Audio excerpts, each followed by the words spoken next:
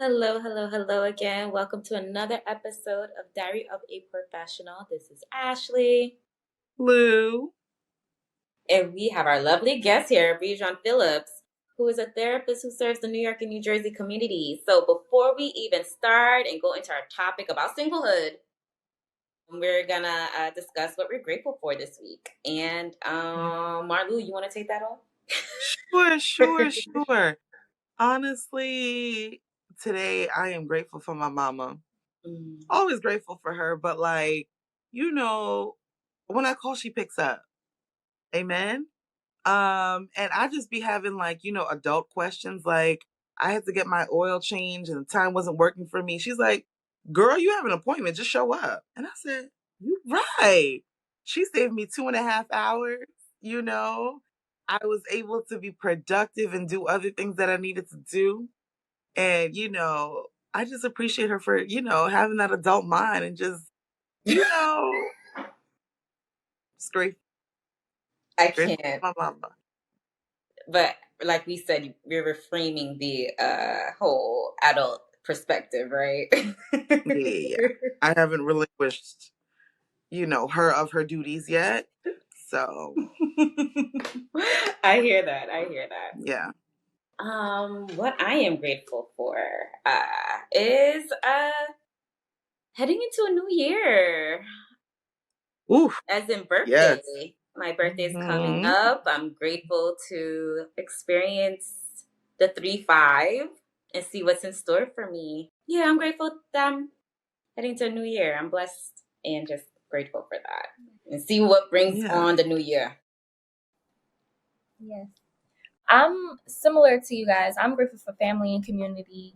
My birthday is also coming up, so I'm really wrapping my mind around this new age and, just showing up with a grateful spirit and grateful mindset, trying to enter into the new year Hmm. with that gratitude. And also grateful to be here with you guys and speaking to you guys. Thank Thank you. you. So let's get into our topic today. I wanted to talk about singlehood and actually embracing our singlehood. I feel that as women, we are in a social construct in a way to be married, have kids, etc., etc. And we feel those pressures as we get older. And I really want to talk about just embracing being single. There's beauties of being single. So Hmm. I just wanted to go into like, why do many people find it just daunting in general? Whew, I have ample reason. So, just like what you said, singlehood is stigmatized. And it's stigmatized because we tend to compare ourselves to people who are in what looks like, and I use air quotes because we don't really know what's going on in people's Okay. lives, but we tend to compare ourselves to people who are in what looks like happy, healthy partnerships. And I've noticed an uptick with this now that we have access to the lives of other people through social media. I talk to clients all day, Monday through Friday, and in addition to what I'm seeing in my own personal life and what I'm hearing Hmm. is family members are pointing out the obvious and they're pressuring people to start families. Thanksgiving was just a week ago, and I guarantee you there's going to be some listeners who's like nodding their head, like, Granny just pulled me to the side and just told me I need to start a family. And, the issue with that is when we are comparing ourselves to people and we're hearing our families criticize us for being single, it affects our self esteem. It stirs up a lot Yeah. of shame, a lot of guilt, insecurity, inadequacy, and just overall disappointment. It's very true. Especially like you think about it around this time is, they have those bay packages, if you will, like pretending to bring someone home. I'll pretend that I love you first. You know what I mean? And especially, when you start going in and you need like a cuddle buddy or whatever they call it, something for the winter, keep you warm. And it's almost like it's a joke, but it's kind of like I might really need to settle down because it's getting cold and you need something to keep you warm. But, how can people who are going through those pressures or anyone in general embrace singlehood? So, some tips that I've discovered that helps with embracing singlehood is becoming more comfortable with solitude. Also, lean on other forms of love. There's not just romance, It's platonic love. There's familial I like love. that. There's love within our communities and our neighborhoods. And get creative with your solo dates and self-care days. The girlies on TikTok are saying romanticize your life, and I agree. And also to be patient with the journey of life, but also be patient with yourself, because instead of feeding this narrative, that anxiety, that anxiety narrative of we'll never find our person, start to entertain the idea of what if you do, but it's just in due time. What if we allow this phase of life to just be about you? When and if that time comes with your person, we'll focus on that then. But for now, what if we focus on you? And also too, like going back to what I was saying about solo dates and self-care days, like really start to challenge yourself to stay in the present moment when you're alone. Observe, people Yeah. watch, breathe, practice gratitude, stretch, journal, and start to be more intentional and unapologetic with the love that you pour into yourself. Ponder on what that even means to you and what that could even look like. And just don't shy away from this level of solo intimacy and vulnerability, because we need more emotional depth anyway in this world. And but that starts with the relationship that we have with ourselves, and we can't expect people to be emotionally deep with us if we're not emotionally deep with ourselves. And it's difficult to even show up for other people when they need us if we can't even engage with ourselves in this level of intimacy alone. Yeah. I get that. I get that. So, speaking of trying to be in tune with ourselves, emotional traumas, like how can that affect us with trying to deal with singlehood and trying to connect with ourselves as well, you know? Yes. So a number of things can happen. Let's talk about abuse. When you've endured patterns of abuse in one or more of the forms, it causes you to become disconnected with yourself. Being repeatedly mistreated and gaslit, manipulated, it can make a person lose self-interest, but also furthermore lose self-trust, which makes people start to abandon themselves. The negative thoughts start to become unaddressed. Mental illness symptoms become unaddressed. The physical sensations that you feel in your body, they become unaddressed. And it can even go as far as dissociation, where a person mentally disconnects from their own identity, their memories, their thoughts, their feelings. So this is exactly how mental health disorders ensue. Acknowledging and processing our emotions is so important, because once we distance ourselves from that, that's when we begin to make room for mental health decline. And when this happens, it bleeds out into other areas of our lives. We form codependent relationships, trauma bonds, attachment, attractions to partners, but also friends who reinforce negativity, imbalance, and disharmony. And it's all due to us longing for that connection and not having the tools to heal our emotional wounds effectively. And so that's why solitude is so important. It allows you to quiet the noise and recenter yourself and be curious about your thoughts and feelings. Yeah. Can you, I mean, it felt all of that. Can you go a little deeper as into why sometimes, our self-worth is connected to singlehood? Mm-hmm. Because we as people have cognitive distortions. So it's these thought patterns, right? Like people tend to think that if they're not in a relationship, it immediately suggests they are unlovable, they're undesirable, and they're unworthy. But these are feelings. That's what I like to teach my clients. Like there's feelings and then there's facts. A lot of the times our feelings are not 100% factual. So we have to be very we have to be careful of that. Right. And I just feel, I don't know, how can we help each other in these times of singlehood too as well? Because I feel that we it's so difficult, it's so easy for us to look onto this person and to look onto that person and easily compare ourselves. And how can we help each other too as well, acknowledging each other, like, hey, this is the space that they're in too as well. Like they're in their singlehood, I'm here in this phase, and probably a whole different phase in their life, in that's life, you know. How can we help each other too as well? What are tips that we can give each other as women, as friends, you know? validate, validate, validate, validate. People want belonging and Mm. connection, and they don't even know the greatest ingredient to that is validation.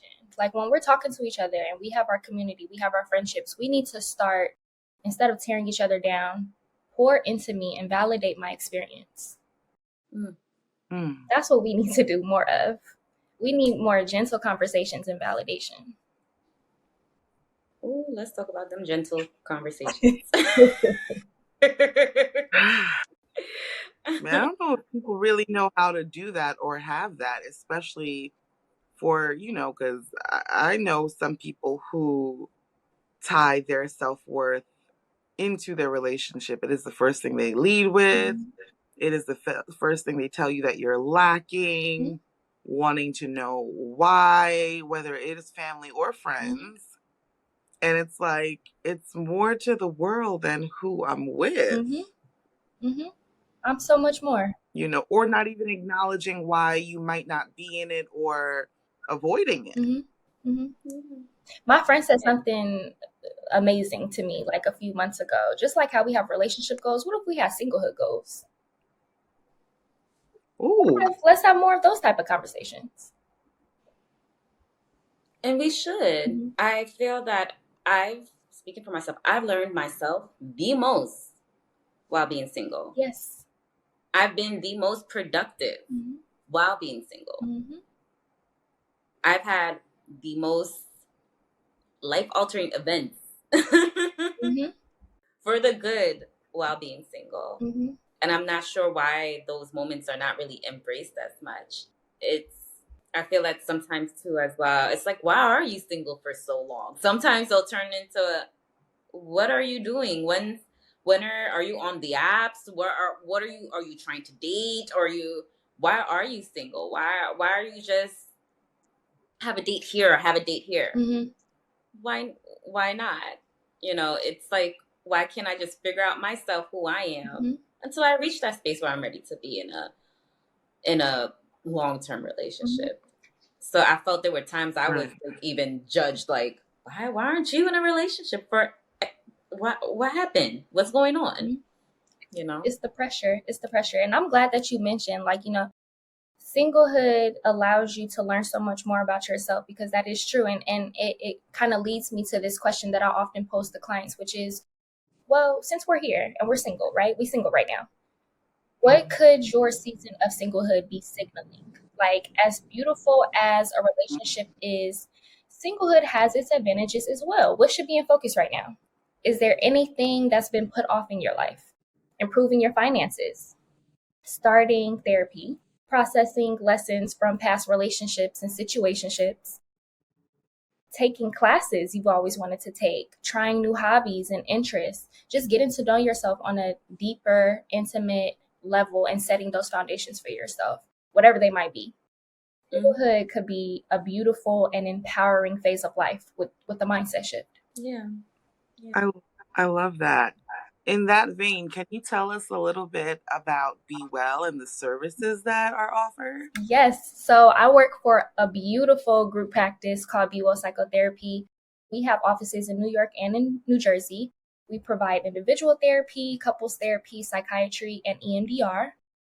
I do individual therapy where I support people who struggle with singlehood by providing these tools that we're talking about, coming back to yourself, learning your attachment styles, learning how you could be unconsciously Mm. holding yourself back in dating, and just overall practicing radical singlehood, mastering singlehood. I specialize in anxiety, depression, and trauma. I use various therapy modalities, including EMDR, which is a client favorite for reprocessing trauma.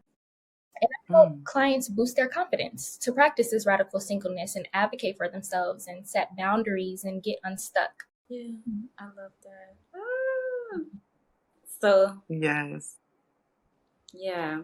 So, in terms of attachment styles, you briefly mentioned Mhm. that too as well. How can that affect people too in their singlehood too? Like those people who are like very anxious or the ones who kind of like push people away. I'm just curious how that affects them in their singlehood too.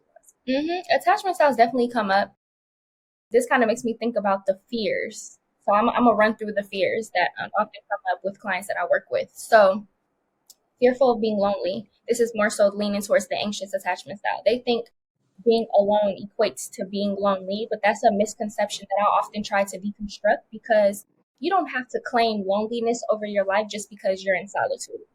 And then also too, being fearful of becoming hyper independent. This makes me think about the disorganized attachment. It's driven by, the thought pattern of, if I've been single for this long, what do I need the next person for? So like becoming too comfortable doing life alone to the extent of pushing people away and being guarded, but at the same time, you want that closeness.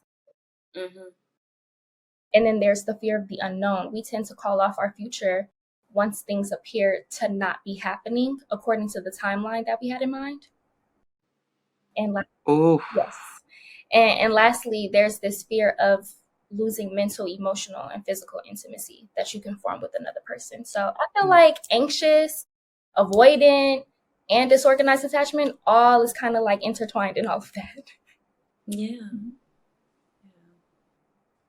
I feel like listen, I was watching something online, and I think that people also mistake, like, you can fully embrace your singlehood and still want a relationship, right? Yes. I think it's that preparation and being okay where you are, because you never want to get in that space where anyone and anything that comes, barking your way, you have to accept it. Like, you have a choice in the matter, where you are picking the wrong person or dismissing certain red flags because you want that title. Mm-hmm. Do you see that often? Absolutely. Absolutely. People are tugging at strings trying to make sure that they get that title and that ring on their finger. But yes, all of this is pointing to the underlying issue of singlehood being daunting, because we put being in a relationship on a pedestal. And to your point, granted, we are human and we need human connection. We need each other. Like, okay, like we are not meant to walk around the world alone. But it is important to be flexible and seek balance. That's the point.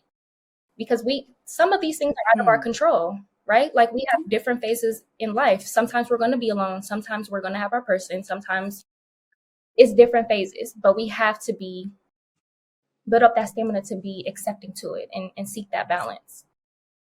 Yeah. So, any last thoughts to anyone out there who's struggling with their singlehood? Any last thoughts you may have? Yes, you are not alone. I see you and I hear you, especially if you are a woman of color, more specifically a Black woman. Honestly, this should be more clinically addressed, and that's why I'm so grateful for this platform. I'm grateful that you guys are allowing me to speak on this today. So thank you, ladies. Thank you for joining us. Where can the people find you? Yes, so bewellpsychotherapy.com. I do have a few slots left to accept some clients in New York and New Jersey. Oh, and also too, I'm gonna have we're gonna open the registration at Be Well for Me. I'm about to start a psychoeducational group for women who want to learn more about mastering singlehood. And also too, I'm on Instagram, Our Wellness Talk, OUR Wellness Talk. I love it. So, everyone, let us know your thoughts. If you're single out there, how are you handling your singlehood? Right. Are you embracing it? Let us know. Let us know your thoughts. But yeah, till next time, everyone.